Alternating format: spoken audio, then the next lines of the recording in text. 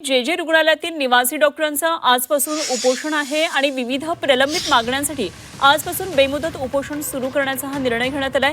या आंदोलनामुळे आरोग्य सेवेवर अर्थातच मोठा परिणाम होण्याची शक्यता आहे।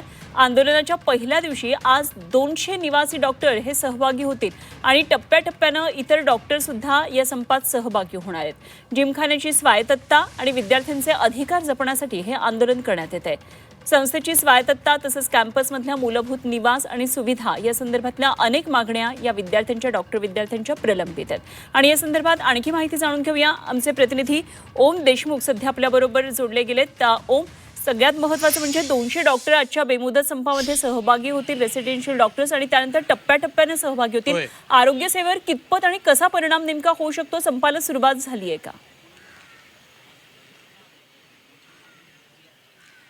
निश्चितच मी सध्या जे रुग्णालयामध्ये आहे आणि माझ्या मागे ज्या पद्धतीने आपण दृश्यांमध्ये पाहतोय की जे डॉक्टर्स आहेत त्यांच्याकडनं जे त्यांचा संप आहे किंवा त्यांचं जे काही म्हणणं आहे त्यासाठी संपाची हाक देण्यात आली आहे। सकाळपासून या ठिकाणी त्यांच्या ज्या काही मागण्या आहेत त्या प्रलंबित मागण्या पूर्ण करण्यासाठी संपाला सुरुवात करण्यात आली। जे निवासी डॉक्टर आहेत त्यांच्याकडनं खरं तर हे सगळं आंदोलन जे ते सुरू करण्यात आलं। आपण त्यांच्याकडनं नेमकं जाणून घेऊयात की नेमकं म्हणणं काय। तुम्ही सकाळपासून आंदोलनाला सुरुवात केली आहे, नेमक्या मागण्या काय आहेत तुमच्या? आमच्या मागण्या ह्या आहेत की DMERचे सचिव आणि काय उच्चस्तरीय अधिकारी आहेत त्यांनी आमच्या जिमखान्यावरती ताबा घेऊन आमचे विद्यार्थ्यांचे मूलभूत हक्कांवर गदा येत आहे आणि तो जिमखाना जी आहे ती आमच्या कॉलेजची महाविद्यालयाची परंपरा आहे आणि वारसा आहे त्याचा।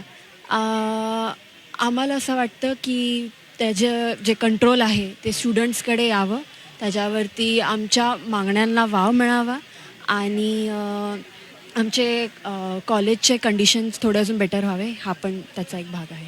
अजून एक मागणी खरं तर या आंदोलनकर्त्यांकडनं केली जाते।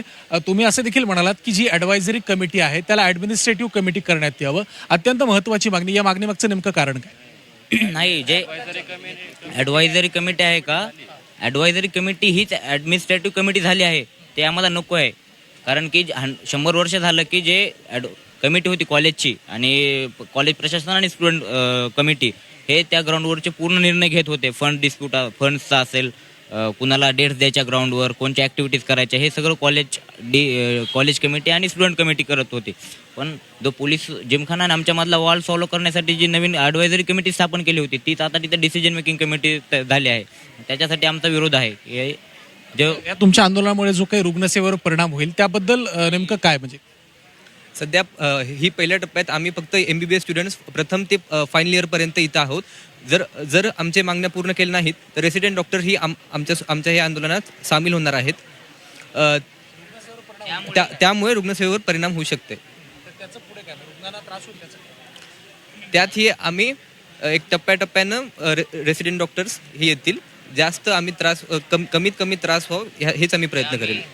एकदम सायलेंटली उपोषण करत आहात, कोणताही गोंधळ नाही, कुणालाही रुग्णाला त्रास होणार नाही। कारण की first year to final year student उपोषण करत आहेत। यांचा जे हॉस्पिटल आहे यांच्याशी अकॅडमिक संबंध असतो। पेशंट चर्चा कशी होणार आता प्रशासन आणि डॉक्टरांमध्ये चर्चा जर आमचं त्यांना आमच्या उपोषणाला त्यांना हे करावं आणि आमच्यासोबत एक बैठकीची पुढच्या 1-2 दिवसामध्ये बैठक घ्यावी आणि त्या बैठकीमध्ये सविस्तर तोडगा या विषयावर निघाला तर आम्हाला चालेल, नाहीतर हे उपोषण असं चालत राहील जर तोडगा नाही निघाला तर। आपण बघतोय की अशा पद्धतीनं की खरं तर आम्ही टप्प्याटप्प्याने हे आंदोलन करतोय। जर आता हे आंदोलन जर कुठेतरी प्रशासनाकडनं याला दखल घेतली गेली नाही तर यानंतर टप्प्याटप्प्याने आंदोलनामध्ये वाढ देखील होईल, त्याची तीव्रता देखील वाढेल। त्यामुळे प्रशासनानं आंदोलनाची दखल घ्यावी आणि जे काही मुद्दे ते मार्गी लावण्यासाठी प्रयत्न करावेत, अन्यथा आंदोलन मोठं होईल आणि त्याचा अर्थातच रुग्णसेवेवरती परिणाम होईल असा इशारा सुद्धा त्यांच्याकडनं देण्यात आला आहे। त्यामुळे आता प्रशासन आणि या सगळ्या डॉक्टरांमध्ये चर्चा होते आणि चर्चांती नेमकी काय तोडगा निघतोय पाहणं महत्त्वाचं असेल। जरूर धन्यवाद ओम, दिलेल्या सगळ्या सविस्तर माहितीसाठी। जरूर या सर्व घडामोडीवर लक्ष ठेवून वेळोवेळी आपण चर्चा करूया। ओम देशमुख आमचे प्रतिनिधी आपल्याबरोबर होते।